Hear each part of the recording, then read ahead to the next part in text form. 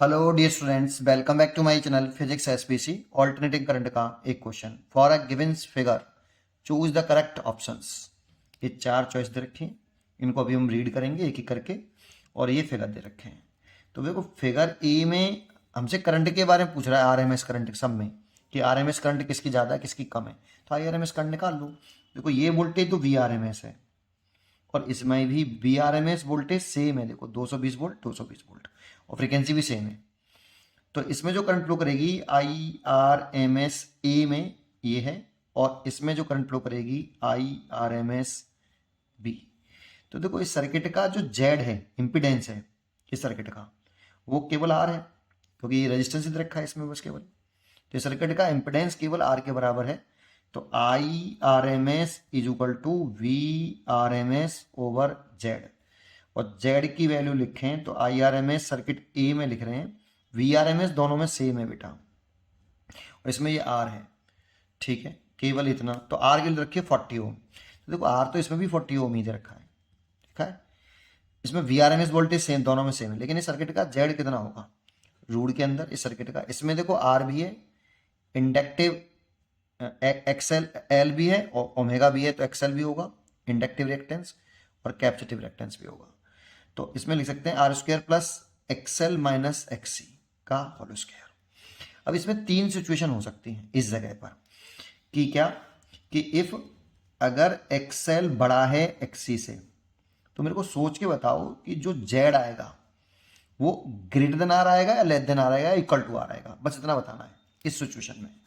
तो एक्सेल में से एक्सी अगर हम घटाएं, कैलकुलेशन नहीं करनी इसमें, कुछ गुणा भाग कुछ नहीं करना, बस ओरल क्वेश्चन देना है ना, केवल लॉजिकली।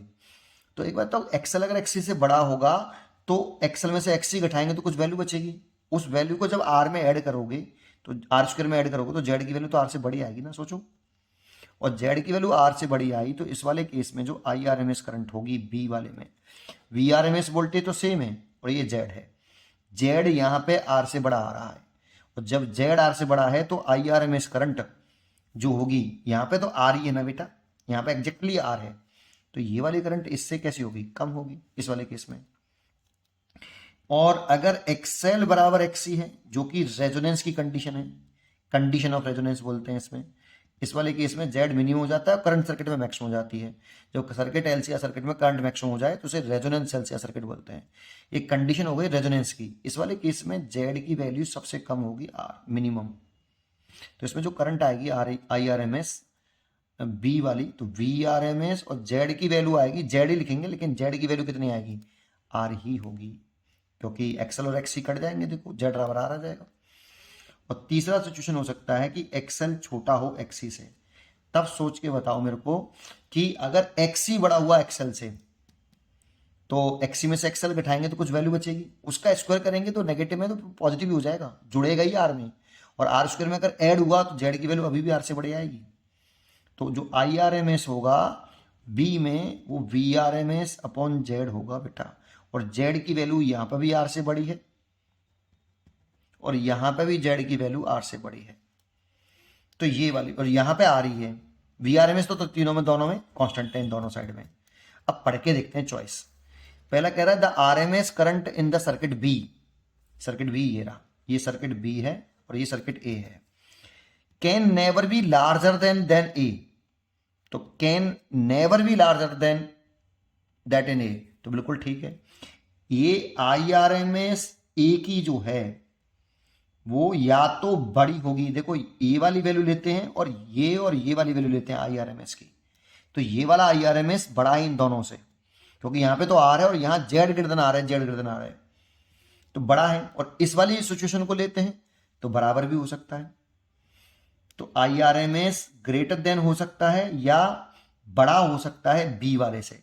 तो बी वाले का जो करंट है I R M S equal तो हो सकता है, देखो इस वाले केस में इक्वल है बी वाले का इसके, लेकिन ये वाला और ये वाला करंट इससे छोटा है बेटा, है ना, और छोटा है तो बड़ा नहीं है। That means R M S current of the circuit can never be larger than A. तो सही बोल रहा है ना, बड़ी नहीं हो सकती है ना, तो सही कह रहा है, ए चॉइस इज करेक्ट। दूसरे देखते हैं the R M S current is the figure A is always equal to that in figure B. तो ऑलवेज तो नहीं है बेटा, इस वाले केस में तो इक्वल है रेजोनेंस वाले केस में, लेकिन इन दोनों में तो कम है ना। इस वाले में जो करंट है बी वाले में वो इससे कम है बेटा। तो RMS current in figure A is always equal to the figure of B, तो ये चॉइस तो गलत हो गई। The RMS current in the circuit B इसकी can be larger than that in A, ये तो बिल्कुल ही गलत है। बी सर्किट की जो करंट है वो इस ए वाली सर्किट से बड़ी है। तो बड़ी कहां है, बराबर है, या तो बराबर है या छोटी है आरएमएस बी वाली। तो ये वाली बात तो बिल्कुल ही गलत हो गई। At resonance current in B, resonance वाले केस में बी की current less than that in A, ये तो बिल्कुल गलत। रेजोनेंस वाले केस में तो बराबर है, तो ये वाली भी गलत। तो जो बेस्ट चॉइस है इसमें वो पहली हो गई। उम्मीद करता हूं कि आपको ये जरूर समझ में आया होगा। पढ़ते रहिए और खुश रहिए।